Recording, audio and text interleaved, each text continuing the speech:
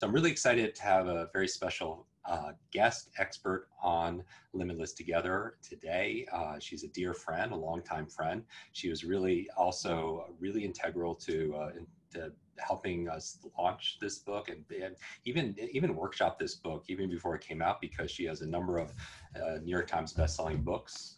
The one that I grabbed off my shelf, which I have a few of them, is The Virgin Diet. And so JJ Virgin, welcome to Limitless Together. Thank you for taking some of your time and your talent to be here with everybody. Well, first off, congratulations. I'm so proud of you and pubbing during such a crazy time, hitting the New York Times. Go you.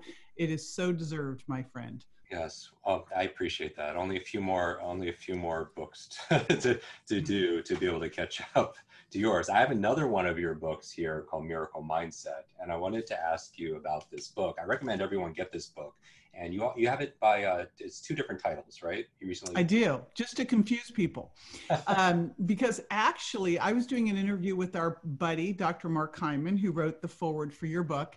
And they said, we had to have you on this interview. It was for Broken Brain because you're such a, warrior mom. And I went, oh my gosh. So you can retitle books after the fact. I just felt like, it was such, as you'll hear the story today, it was such a perfect title, whether you're a mom or a dad. Amazing. Can I read actually the intro to your book? Sure.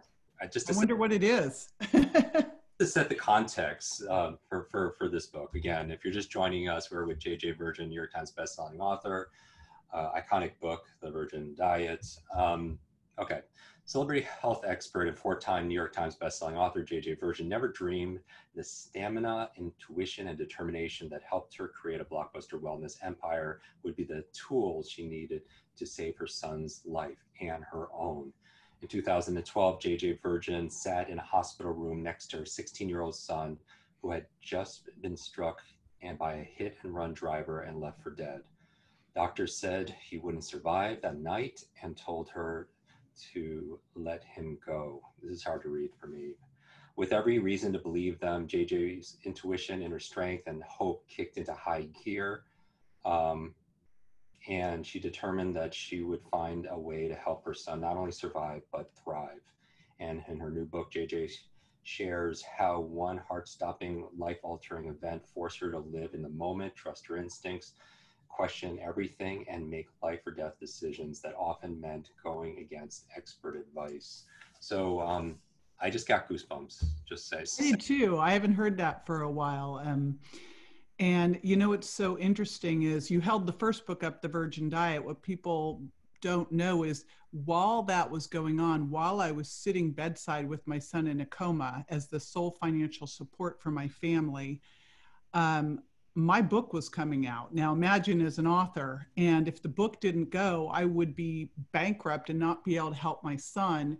And I had vowed to be limitless. I mean, talk about a limitless goal. I decided that first night in the hospital when the doctors told me to let him die and we decided to overrule them, that I was going to help my son be 110%, that I wasn't just going to see what I needed to do to help him, make it through. It wasn't enough just to survive, that I was going to do whatever it takes to help him be better than before the accident.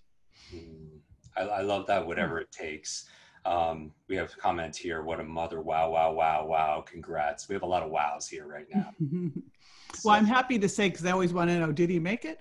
Actually, Grant is better than before the accident today. But the bigger thing is we all are. Our family is. And, and we've now helped so many other people who are in a similar situation. And although that situation may sound like extreme and something hard to relate to, we all go through tough times, especially now. And the things you've gone through in your life prior to this point, they're the research and development that you need to help you show up the way you need to show up in these situations. I love that. Research in our community, they're really big note takers. So, and so they're putting the note, this is preparation. Yes, it is. I mean, when I went through this, and again, here I am, I've, single mom, and I'm launching this book, and I've invested everything into the book, and my son is now literally like life and death situation. He was in the ICU for months, the hospital for months, and it took us years to get him out through all of this traumatic brain injury, torn aorta, multiple fractures. And I was so fortunate in that when I was 30, I had a mindset mentor who trained me on, and here's one of the simplest ones, Jim, because everyone can use this one. This is the first thing she had me do. She was going to help me become a successful businesswoman. And the first couple months I was with her, I'm like, when am I going to learn how to be successful in business? She goes, you're not ready. It was my Mr. Miyagi. She said, I have to teach you mindset first. And the first thing that she trained me on was being able to recognize when I was having a limiting belief. And so she would have me wear a rubber band on my wrist. And every time I did something that was like critical, negative, judgmental, or just a limited belief, I had to snap the band. And boy, I thought I was going to have no skin left on my wrist, right? You know, because it is amazing. And it, like, now it's so important. You know, there's so much negativity in the world. And if you are not managing your environment so carefully, you can get so caught up in this and you don't even realize what you're living in. And what did that rubber band, and this is, I love this because this is something anybody could do. And right? Simple. But just, yeah. You have a rubber band on your wrist, and every time you had a negative, like negative thought, limiting belief, I can't do that, I'm not good enough. I was the biggest, like, I was the poster child for imposter syndrome, Jim. And so much of I'm not good enough, I could never do that, that will never work for me, was going on there. So a lot of wrist snapping. I would imagine that experience really did prepare you for that. Now people right now, you know, a lot of people are uncertain. Maybe they've lost their job, maybe they've lost a family member, you know, they're in a very difficult place for them right now. And so what would your advice be when it comes to mindset? You know, what would your words be? Because I know you have a large community. You have a large community of fans and followers, clients that you've worked with that call on you. And it's not necessarily an easy answer. You know, when this whole thing started unfolding, I felt kind of like I was catapulted back to that first night in the hospital.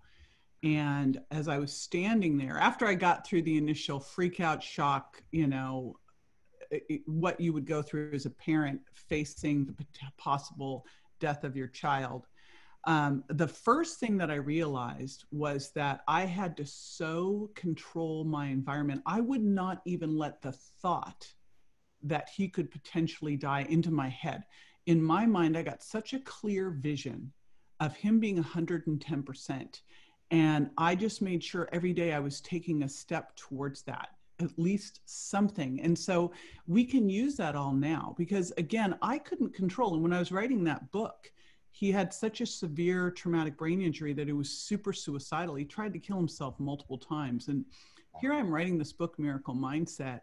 And I had to come to terms with the fact that I wasn't writing a book about my son surviving. I was writing a book about how to show up in uncertain times when things are hard. It wasn't about anything more than that, because, you know, I kept thinking, what are the publishers going to say if my son dies in the middle of me writing this book? Oh my gosh, you know, like, what do I do here? And I thought, you know, all I can do is stay as positive as possible. Wake up in gratitude every morning. Write down at least 3 things I'm grateful for.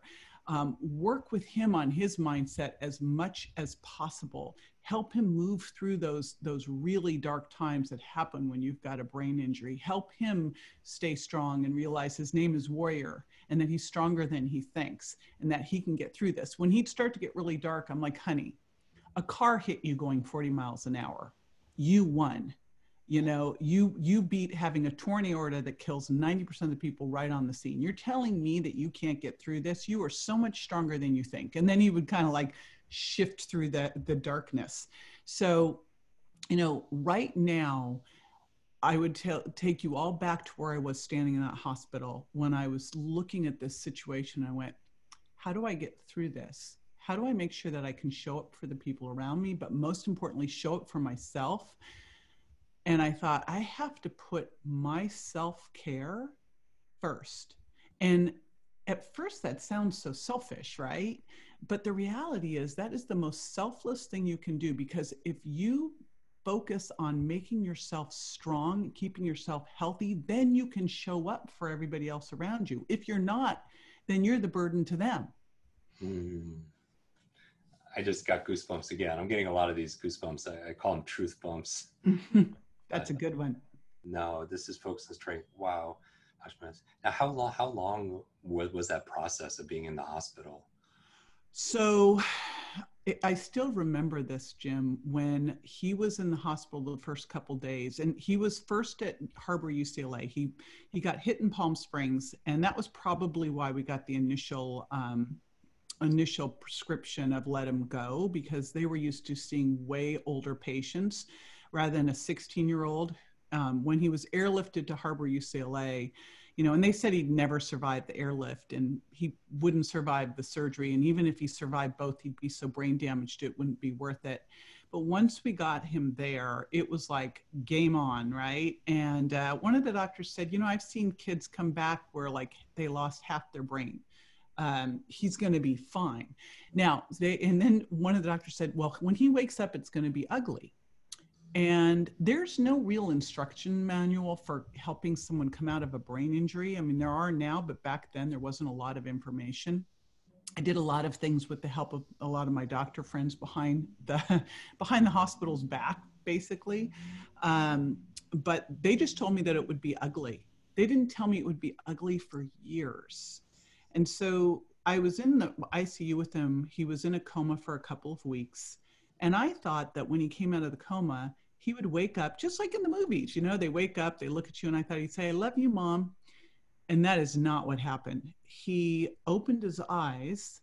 And by the way he opened his eyes, they had a huge, this big neurologist who was standing over him and was literally giving him, I kid you not, titty twisters and yelling in his ear, wake up. And I'm like, this is like, would be a really scary way to wake up from a coma. I don't think this is a good idea. But anyway, he wakes up and he says nothing, and he can't make eye contact. He's staring off into space, and everything is in, he's got casts on one arm and two legs because he had to have his femurs rotted. And he just moves the other arm back and forth all day long and stares off into space. Now, I have no idea if this is this it? And that's why I say I had to manage my mindset and see him where I knew he could be. And, there was no signs pointing to my son was going to be an athlete again. My son was going to be fully recovered and better than before. Like nothing was pointing to that. So I'd find what I called my little miracles. Every day I practice what I call my jam: gratitude in the morning, appreciation to someone during the day. When I was getting down, I'd change my state by texting someone and tell them what I appreciate about them, giving to someone else. And then what were the little miracles at night? And I would find something, because every day he'd make some progress. And sure enough, I started to sneak all the stuff in the hospital, like little popsicles, so he'd start to taste. And I had a little tennis ball to help him start to catch. And I was putting classical music on his ears. I gave him his iPhone that started to get him to move through. I brought him pictures. So I started to do all the things I could to wake back up his senses. And he started to make eye contact. One of the first things he said, Jim, that made me so proud of him is he was pointing to the hospital food, which I brought in my own food every day for him. And I had a NutriBullet there, and I was making him smoothies, but he said disgusting to the hospital food, which made the nutritionist mama proud. But it was 2.5 months at the first hospital, 2 months at the next hospital. We overruled them and took him home because I felt like he needed to be there and we could do a better job. And then it really took a good 5 years to get him through the most difficult part of this. That's astonishing. And I just want to really point out, this is because I think a lot of people could relate to when the environment is not supporting you, either other are 100% certain and they tell you what, their opinion. These are still just opinions. Their opinions. We had these orthopedic surgeons come in and he had a crushed heel. Now, when you have a son with a torn aorta, that's your immediate concern. That's going to rupture sometime in the next 24 hours. Once he was through this, now the next concern is he's in a coma, because if you don't come out of a coma, then that's going to be the thing that's going to take you. Once he's out of the coma, now we've got, he's got the broken legs, but he's got a crushed heel. And he's got this weird pin sticking out of his heel and a wound that won't heal. And the orthopedic surgeons came in and they said, man, we're just trying to get him to be able to walk again. First of all, I ushered them out of the room because I didn't want him to hear anything. I knew he could hear everything. And in fact, one time, Jim, he said, the gray man came down and asked me if I wanted to live or die. He totally went into the other side. And he said, it's so amazing over there. And I wanted to stay, but I kept hearing your voice. So I said I'd come back. Yeah. More chills, right? And then, so I take the orthopedic surgeons out and I said, and at the time, rest in peace, I said, I want you to pretend that's Kobe Bryant in there in bed. And I don't think you'd be saying that to him. So treat my son as if he's Kobe Bryant, because he's an athlete and he will run again, and do what you need to do. And if you cannot see that for him, if you can't visualize that, you're the wrong doctors. Yeah, good for you. Good for you. And yeah, go mom. That's why I called it Warrior Mom. Because you have to be able to stand up. And it's interesting. And it's fascinating, because I think a lot of this mirrors what we're going through. It's just, when people, you set your vision, you set your goal, your outcome, and you kept it constant no matter what the external environment was giving. Mm-hmm. And look at that result. And because there are a lot of lies out there. I talk about in the book, lies stand for limited idea entertained. It's just like, these aren't truth. Right. We're saying, obviously, because you prove them, to the contrary, but just with, was it pure force of will? Have you always been like that? Like with things that. Stubborn. I just, when I had my mentor at 30, it was very pre-law of attraction, right? But she taught me back then, she had me listening to Og Mandino and Zig Ziglar and Jim Rohn. And she taught me that thoughts create, everything is created twice, first in your mind. And that thoughts were so powerful, and that we have to really be careful with this. And so that was probably my number one thing in the hospital and after the hospital, was to really manage my thoughts. I was so scared that if I thought he'd never walk again, he wouldn't.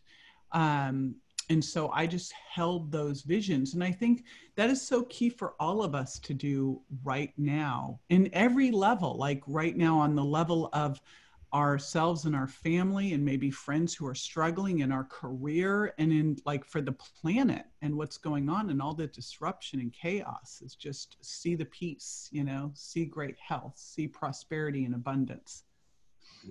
You do this. It's amazing for him, a blessing that you were there for him, and then you go through his process also as well. And a reminder to everybody that we all need somebody to encourage us, to be able to support us, to cheerlead for us, to be able to have our backs. And if you have that person yet, to be that person for somebody else also. Yeah. So to be that person for yourself, because you started this conversation with self-care. And especially, how do you have certainty for a family member, a loved one, and if you don't have it for yourself? Exactly. And it was the number one thing I did. It was the decision at the 24-hour mark. I was standing in the hospital and I thought, only way I'm going to pull this off is if I make sure, I have no margin for error. I cannot get sick. You cannot walk into an ICU in a hospital sick. I was already having to wear a mask and gown and gloves. And so I just put that as the top priority. And I credit that with how I managed to get through this with my son, make sure my other son was okay, and basically launch a New York Times bestseller, Bedside with my son in a coma. That's amazing. And so your final advice for people who are watching, I remember JAM. I love acronyms too. Right. Appreciation and miracles. for somebody who's going right now, you know, this session is all about mindset right now. And you really are this mindset of a warrior, right? Independent of what's going on, you hold this constant, independent of what experts and all these people that have authority are saying. What would your advice be, a good starting point for somebody who feels like they're going through a difficult time, or maybe someone they love is going through some like difficult Well, time? first of all, the best way you can help other people going through a difficult time is to be that light, be that beacon, be the role model. And I do think that JAM is the easy acronym that I set up, because when people ask me, how do you do this? And really, I mean, I lived with this mentor woman for 6 months, and she just infused herself all of this into me. So it became who I was. And it didn't happen overnight, but it happened over time. And the first place that we started beyond that limiting beliefs, which is so easy to do, is by doing that JAM. And if all you did was say, you know what, I'm going to look for 3 things I'm grateful for every single day. I'm going to write them down. I'm going to take a pen to paper, because there's something different in your neurology when you do that. And that is what I commit to do every single day, and start there. The shift will be dramatic. And then the appreciation, Yeah, so the appreciation's fantastic, because there were some times in the hospital when I started to go sideways, especially like Friday nights alone in a hospital in, you know, bad part of LA. It was really tough, where I was walking out by myself, scared at night. And you send an appreciation text to someone else, you know what you get back? You get back love. So, you know, it's one of those things where everybody wins. So that's the easy thing. And then of course, and we all tend to do this. Gosh, Jim, I remember I was sitting with our buddy Bo Eason, and he was like, okay, what great things have happened to you over the last 6 months? And I thought, nothing's happened. And turns out I'd actually published Sugar Impact Diet, which had become a New York Times bestseller. I forgot. And we do that. We forget our wins. And so wins don't need to be that size. Wins to me, you know, can be the littlest thing going on. Like a win right now is that my 23-year-old son is downstairs making this amazing dinner. It's like a huge win. Like, how lucky am I, right? So look at those little wins at night too. That jam of the gratitude in the morning, appreciation at some point during the day, and the little wins at night, the miracles, that's less than 5 minutes.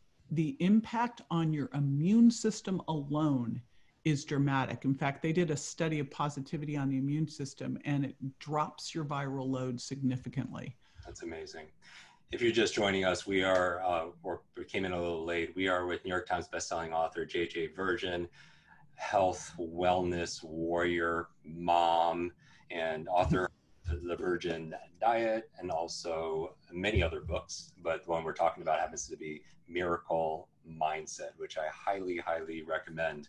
I would challenge everybody to do this. If you enjoyed this, by the way, let's show some love for JJ, is to take a screenshot of this conversation right now and tag JJ and myself, so we could see it and show some love her way, and also obviously get her books.